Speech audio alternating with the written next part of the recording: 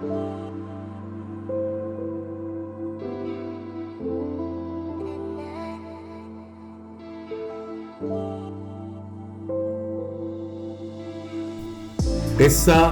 एक लाल बुजक्कड़ का। भाई लाल बुजक्कड़ साहब रहते थे एक गांव में।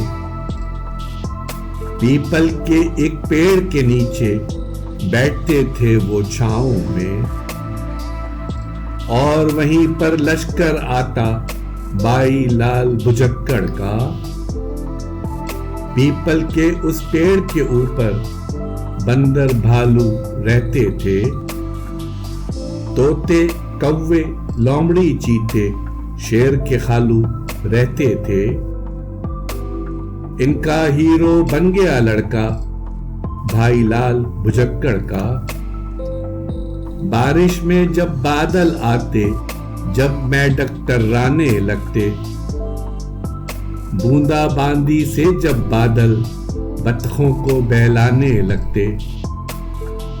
चेहरा जैसे खिल उठता था भाई लाल बुजक्कड़ का।